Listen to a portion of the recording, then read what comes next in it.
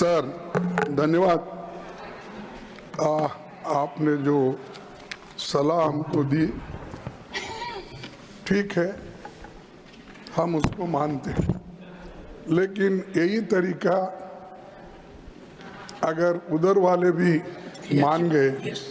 तो मैं समझता हूँ नड्डा साहब अपने मेंबर्स को बड़े कंट्रोल में रखे हैं। हमारा एक ही विषय है, जो वक्फ बोर्ड की जेपीसी की रिपोर्ट है, जिस रिपोर्ट में अनेक सदस्यों ने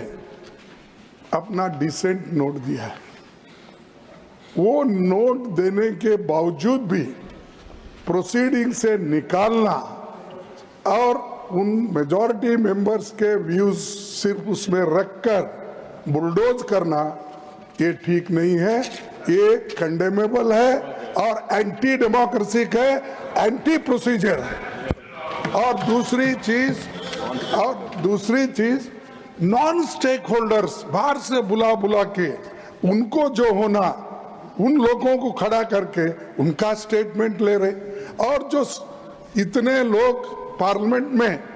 जो भी डिसेंट नोट दिए हैं, क्या उसमें कोई एक पढ़ा लिखा नहीं है, कोई जानता नहीं है, और वक्फ बोर्ड एक्ट को कोई पढ़ा नहीं है?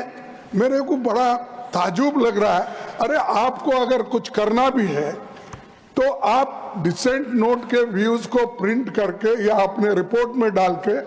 बोलना चाहिए, उसके बजाय उसको डिलीट करके अगर कोई रिपोर्ट होती है मैं उसको कंडेम करता हूं,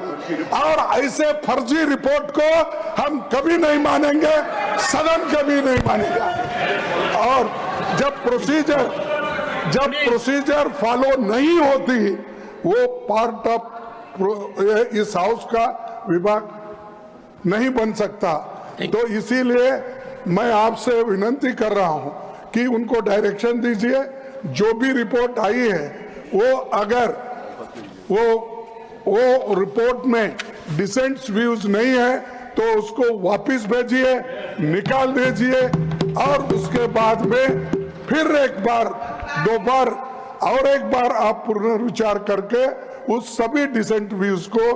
डाल के आप पेश कीजिए, फिर आगे क्या होता हम देख लेंगे। दूसरी बात सर, देखो दूसरी बात सर, आप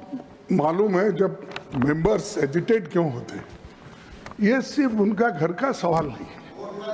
मैं अरे तो बहुत कोर्ट को बहुत करते, बैठो बहुत कोर्ट वाले हैं देखिए सर, मैं ये किसी इंडिविजुअल का सवाल नहीं, वो मेंबर्स जो आके एजिटेट कर रहे हैं तो कहीं अपने लिए नहीं, पूरे समाज के लिए जिनके ऊपर अन्याय हो रहा है, उस अन्याय के खिलाफ वो प्रोजेक्ट कर रहे हैं, और इससे देश के लिए भी ठीक है, क्योंकि we wanted a united all inclusive growth और पीसफुल रहना कंट्री, ये सभी हम चाहते हैं और उसके लिए हम मदद भी कर रहे हैं आपको। लेकिन आप ये संविधान के विरुद्ध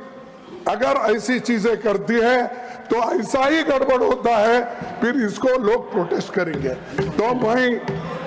मैं नड्डा साहब से विनती करता हूं, क्योंकि